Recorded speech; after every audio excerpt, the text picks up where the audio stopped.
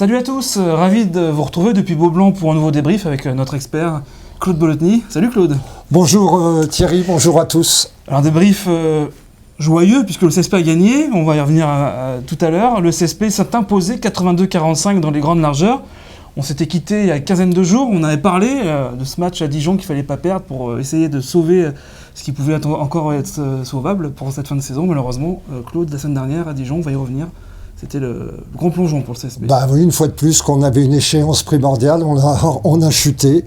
Donc je ne vais pas vous réexpliquer pourquoi on chute. Je crois que je l'ai assez dit dans les derniers débriefs.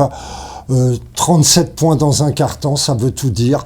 Donc voilà, c'était un match qu'il fallait gagner à tout prix. Et quand on voit en ce moment le résultat de Nanterre, qui n'est pas très bien, on a raté la dernière marche. Donc du coup, dans ce contexte, ce match était un peu pour du beurre, sans enjeu. Pourtant, il y avait du monde, Beaublanc encore plein, quelques sifflets compréhensibles, légitimes même, et puis le CSP qui déroule quand même tout au long de la soirée. Oui, les sifflets compréhensibles, tout à fait, légitimes. En général, on récolte ce qu'on sème, que ce soit dans la vie ou dans le sport. Et là, on a vu que certains joueurs avaient semé des graines qui n'étaient pas très bonnes.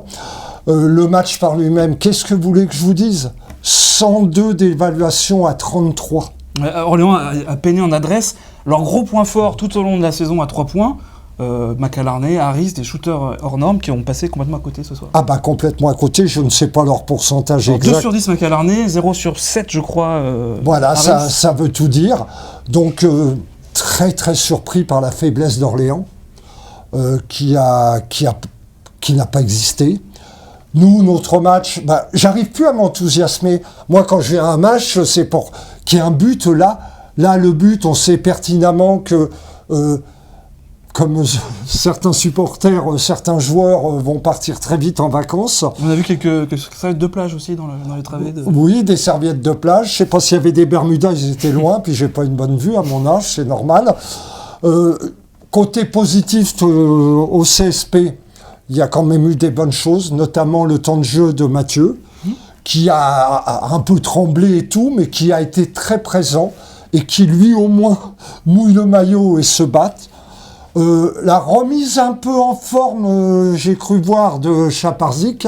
11 points. 11 points, mais surtout une présence constante.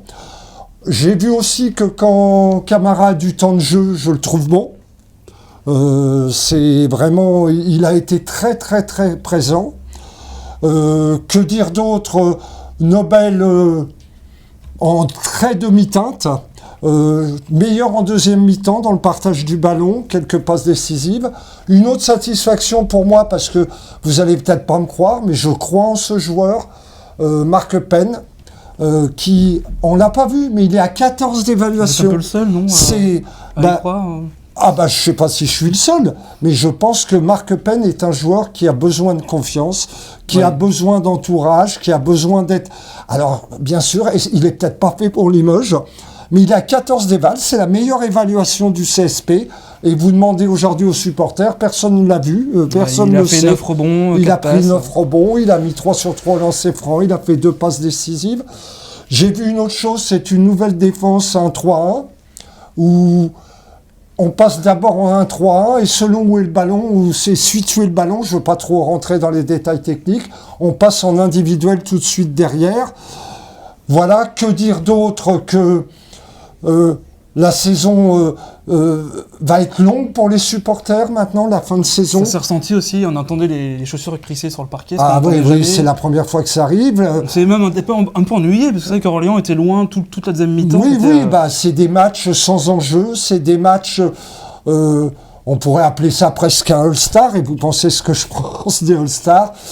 Bon, d'un autre côté, on voit que Limoges avait quand même sur le papier une très belle équipe, et que c'est du beau gâchis. Ouais, beaucoup de regrets, du coup. Énormément de regrets.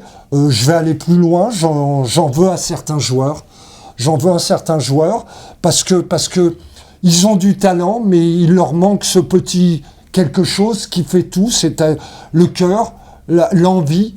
Vous savez, la défense en basket, c'est 50% de mental. c'est 50% de mental.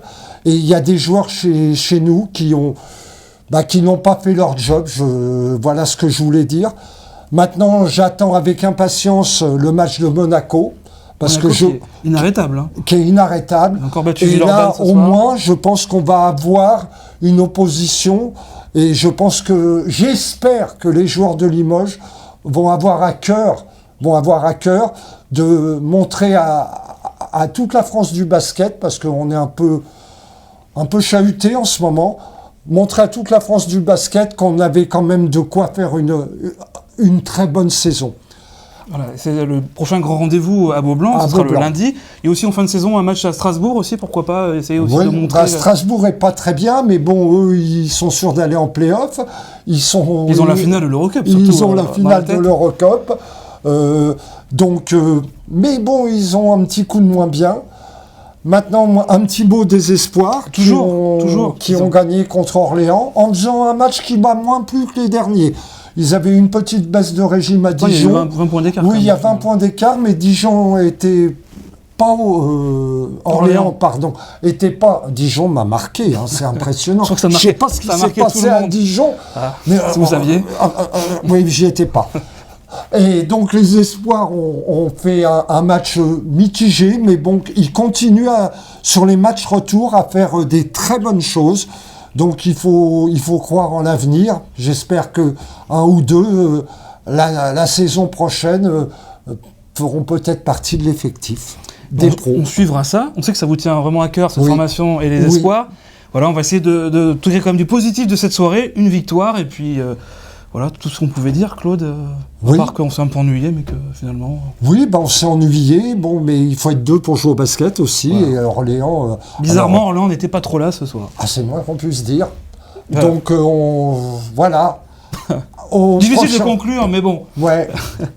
On va conclure, donc du coup, à la prochaine pour un prochain débrief, évidemment, contre Monaco. Bye bye, salut Claude, bye à Thierry, bye bye à tous, et surtout, bonne nuit quand même.